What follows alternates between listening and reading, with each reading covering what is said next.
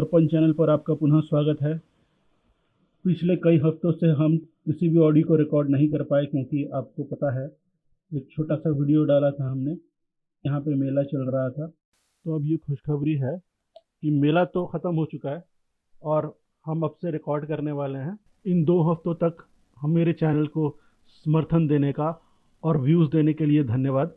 पिछली कहानी को आपने 1000 व्यूज़ तक दिया, जो पहली बार हुआ, इसके लिए धन्यवाद। लेकिन व्यूज़ और भी चाहिए। 74 तक आके सब्सक्रिप्शंस रुक चुके हैं। सब्सक्रिप्शंस कम से कम 1000 होने चाहिए मोनेटाइजेशन के लिए, तो कृपया मदद करें। मैं नए वीडियोस लाता रहूँगा और कोशिश करूँगा कि रेगुलर और ज़्यादा हो जाऊँ। आपका समर्थन ही मेरे उत्साह का कारण है। समर्थन बनाए रखें, मेरे उत्साह को बढ़ाए रखें। मित्रों, वीर सावरकर जी के 140वें जयंती के पुण्य अवसर पर हम वापस लौटे हैं अपने वीडियो लेकर। ये वीडियो थोड़ा लंबा हो जाने के कारण इसे 3 भागों में विभाजित करके पब्लिश किया जाएगा। प्रस्तुत है वीडियो का प्रथम भाग। चर्चा का विषय है एक प्रश्न: हम कौन हैं? हमारी पहचान क्या है? पहचान या आइडेंटिटी एक बहुत ही विवादास्पद विषय बना हुआ है। इसका होना या ना होना दोनों ही समस्या का कारण प्रतीत होता है, और लोग इसका समाधान कुछ इस प्रकार करने की कोशिश करते हैं। जब इसका होना समस्या प्रतीत हो तो इसे भुला दो, और जब इसका न होना समस्या का कारण बने तो इसे याद कर लो। मुझे ऐसा समाधान बहुत ही हास्यास्पद लगता है। ये जो प्रश्न है, हम कौन हैं, ये प्रश्न कोई खिलवाड़ करने लायक मामूली प्रश्न नहीं है। इसका उत्तर हमारे अस्तित्व से जुड़ा हुआ है। वैसे तो इस प्रश्न का कोई परम उत्तर या एब्सोल्यूट आंसर नहीं हो सकता, क्योंकि यह विषय बहुत ही सब्जेक्टिव है और समय समय पर इसका उत्तर बदलते रहता है।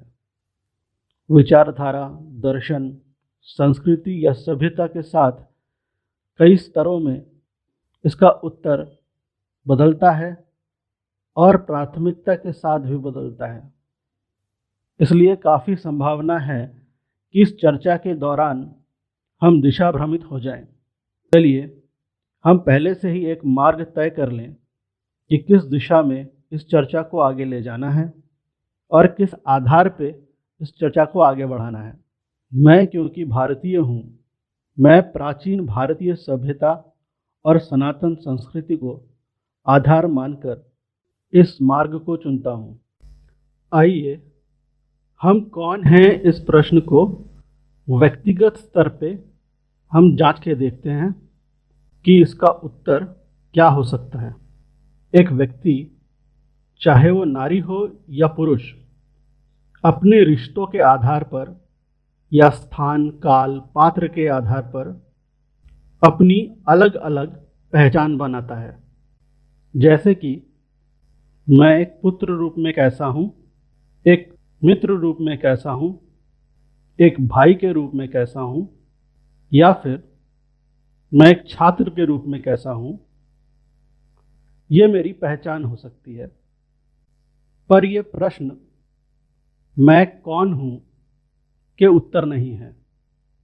मैं कैसा हूँ का उत्तर अवश्य हो सकता है।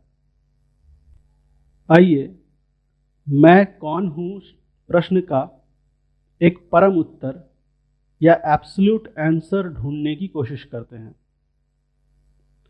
एक ऐसा व्यक्ति जो मुझे नहीं जानता, जिसका मुझसे कोई संपर्क नहीं, कोई संबंध नहीं, पहली बार जब वो मुझसे मिलेगा तो मेरे बारे में क्या धारणा बनाएगा, ये मैं कौन हूँ का उत्तर हो सकता है।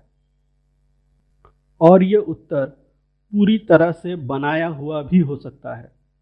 यानी कि मैं तय कर सकता हूँ कि लोग मुझे किस तरह देखें, मेरे बारे में क्या सोचें और क्या धारणा बनाएं। आज के इस चूहा दौड़ युग में व्यक्तिगत पहचान एक बहुत ही महत्वपूर्ण स्थान रखती है और इस बात से वो लोग भी इनकार नहीं करेंगे जो किसी भी प्रकार के पहचान से दूर रहने की वकालत करते हैं। पहले तो ये जान लेते हैं कि ये जो मेरे बारे में लोग क्या धारणा बनाएंगे, इस बारे में किया गया मेरा फैसला है, वह भी मेरा अपना फैसला नहीं है। जी हाँ, वो भी प्रभावित है उस संस्कार से जिसके अंदर मैं बड़ा हुआ हूँ, मेरे परवरिश से और मेरे अनुभवों से जो मैंने जीवन में प्राप्त किए हैं, चाहे वो ज्ञानत हो या अनजाने हो। तो तात्पर्य यह है कि केवल व्यक्तिगत स्तर पर मैं कौन हूं का उत्तर जान लेना, हम कौन हैं इस प्रश्न को सही तरीके से जानना नहीं हो पाता है। तो चलिए उस स्तर पर जाके देखते हैं जहां मैं से लोग हम हो जाया करते हैं। हम हो जाने का प्रथम पड़ाव होता है परिवार। परिवार के अंतर्गत हम कौन है इस प्रश्न का उत्तर बड़ा ही अनोखा है। आपने बहुत बार सुना होगा परिवार की मान सम्मान, खानदानी नियम इत्यादि। आज के ज़माने में शायद ये सारी चीज़ें आपको हास्यास्पद लगे, क्योंकि हमारी शिक्षा व्यवस्था और हमारी आज की समाज व्यवस्था इन सब चीज़ों को दकियानुसी और पुराने ख्यालात मानती है। पर सच तो ये है कि एक पारिवारिक स्तर पे हम कौन है प्रश्न को यहीं से उत्तर मिलता है। परिवारों में लिखित कानून नहीं होते, पर जो अलिखित नियम होते हैं वही हमारे पारिवारिक पहचान को बनाते हैं। हालांकि आज तक आते आते जब से समाज और परिवार बने थे, परिवारों का स्वरूप बहुत ही बदल चुका है। सभ्यता, संस्कृति और देशाचार पर कई सारे प्रभाव पड़े हैं। करीब 2500 साल पहले जब नए पंथों का आगमन हुआ, महावीर और फिर तथागत के मार्ग सामने आए, परिवारों के नियम और समाज के चलने के नियम दोनों ही बदलने लगे। फिर करीब 1000 वर्ष पहले जब आक्रांताओं ने हम पर आक्रमण किया और उनका प्रभाव हमारे समाज और संस्कृति पर पड़ा, तो हमने देखा कि किस तरह फिर से हमारी समाज व्यवस्था और पारिवारिक नियम बदलते चले गए।